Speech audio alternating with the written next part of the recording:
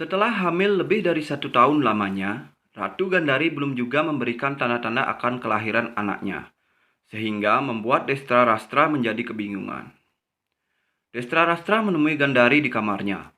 Dia tak kuasa menahan amarahnya dan memarahi Gandari.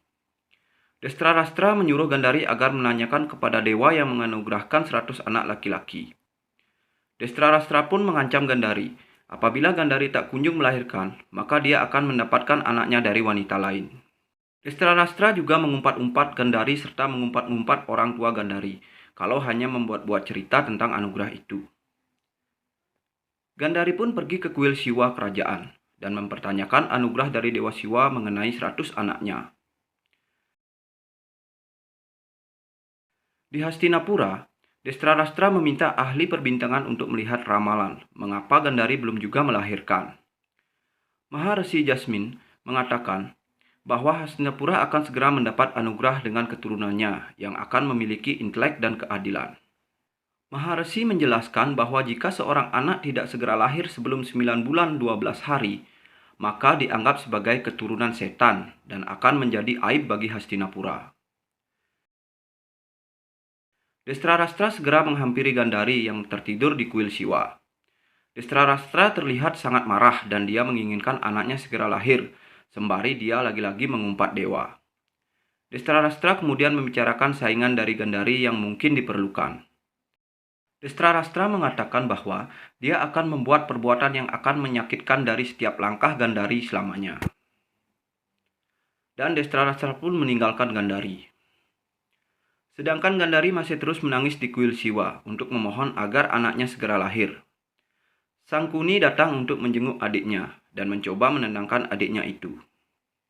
Gandari pun mencurahkan isi hatinya kepada kakaknya yang membuat Sangkuni sampai meneteskan air mata karena terharu. Tiba-tiba seorang pelayan datang dan memberi kabar bahwa Subda dipanggil oleh Raja Destrarastra untuk datang ke kamarnya dengan merias diri. Sangkuni yang tak terima dan langsung naik darah. Sedangkan Gandari bertanya-tanya apakah ini yang dimaksud Destrarastra untuk membuatnya sakit untuk selamanya.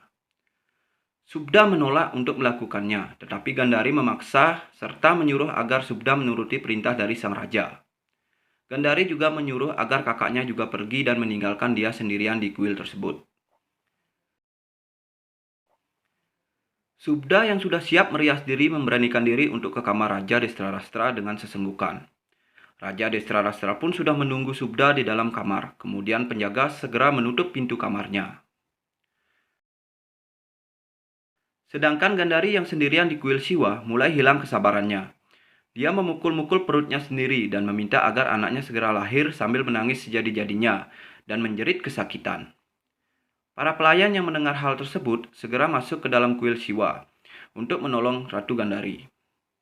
Gandari pun akhirnya menunjukkan tanda-tanda kalau dia akan segera melahirkan, dan seluruh pelayan dikerahkan untuk membantu Gandari melahirkan.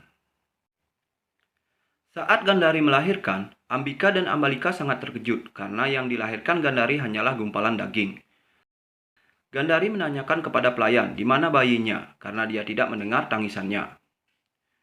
Ratu Ambika tiba-tiba menyahuti dan menjelaskan kalau yang dilahirkan Gandari bukanlah seorang bayi, melainkan hanya gumpalan daging. Hal tersebut langsung membuat Gandari sangat sedih, dan dia pun mencoba meraba-raba tempat bayi yang berisi gumpalan daging tersebut. Ketika Gandari menyentuhnya, dia langsung pingsan begitu saja. Di sisi lain, Destrarastra yang tidak terima dengan apa yang dilahirkan Gandari, meluapkan kemarahannya dan ingin pergi berperang untuk menyerang kerajaan lain. Tetapi keberangkatannya dihadang oleh Bisma dan Widura. Bisma tidak mengizinkan kepergian Destrarastra untuk menyerang negara lain, tetapi Destrarastra terus memaksakan diri untuk berangkat. Bisma menyuruh Sanjaya dan para prajurit agar pergi dari Destrarastra. Bisma pun memberikan nasihat kepada Destrarastra, tetapi Destrarastra malah mempermasalahkan keputusan pernikahannya dengan Gandari, serta hinaan-hinaan yang ia terima dan dia merasa tidak mendapatkan apa-apa. Destrarastra menyesalkan karena dia tidak mempunyai anak dikarenakan Gandari hanya melahirkan gumpalan daging.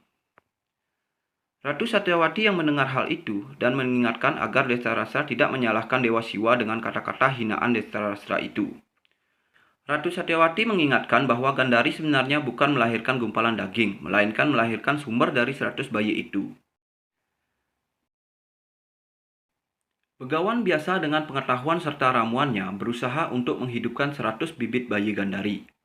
Atas perintah dari Begawan biasa, Guru Gripa mempersilahkan seluruh anggota keluarga kerajaan Hastinapura untuk masuk ke ruangan khusus di mana tempat bayi-bayi Gandari. Begawan biasa menjelaskan bahwa jika waktunya telah tiba, maka 100 anak Gandari akan lahir dan seorang putri akan lahir dari wadah yang ke-101. Karena hal itu merupakan doa dari Gandari yang tidak terucap. Destrarastra begitu senang dengan suasana ruangan tersebut, di mana merupakan tempat benih-benih dari calon penerusnya.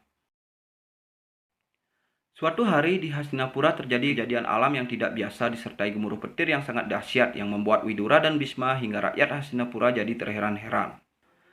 Kejadian alam yang luar biasa terjadi di Hastinapura adalah pertanda menjelang kelahiran anak Gandari yang pertama. Di sisi lain, Ratu Gandari sangat bahagia karena mendengar suara dari kendi-kendi yang berisi embrio dari anak-anaknya. Tiba-tiba hati Gandari menjadi tidak tenang karena mendengar suara-suara yang tidak baik terdengar olehnya. Seluruh rakyat Hastinapura juga dalam keadaan cemas karena melihat kejadian yang tidak lazim tersebut. Bisma segera ke ruangan istana dan mempertanyakan hal itu kepada Guru Gripa. Maha Guru Hastinapura itu menjelaskan bahwa alam sedang memperingatkan keadaan buruk akan terjadi. Widura menjelaskan bahwa memang akan ada anak yang akan lahir. Destrarastra pun tiba-tiba terpancing emosinya mendengar kata-kata dari Widura tersebut. Guru Gripa pun menjelaskan kepada Destrarastra, namun disangkal oleh Sangkuni dengan kata-kata liciknya. Maha Guru Gripa menyarankan untuk menjaga kerajaan Hastinapura tidak terjadi hal buruk, maka anak tersebut dikorbankan, di mana Ratu Gandari masih mempunyai 99 anak lainnya yang tentu tidak akan membahayakan kerajaan tersebut. Ratu Satyawati pun meminta saran kepada Bisma, namun Bisma pun menyarankan kalau keputusan tersebut diberikan kepada Destrarastra karena dia adalah raja dan juga sebagai ayah. Seluruh anggota kerajaan datang di tempat di mana tempat benih-benih Gandari disimpan, dan sudah lahir satu orang anak yang diserahkan kepada Destrarastra. Destrarastra membawanya maju di antara yang lainnya, sembari memegangi anaknya tersebut.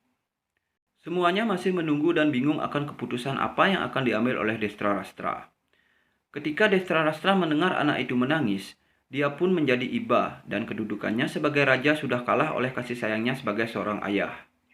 Dia begitu senang dengan anak itu, setelah Ratu Ambika menjelaskan bahwa anak itu tersenyum melihat wajah Destrarastra. Sang raja mengatakan bahwa anak ini adalah pewarisnya dan tidak akan terkalahkan oleh yang lainnya. Dan anak itu pun diberi nama dan akan selalu dikenal sebagai Duryodhana.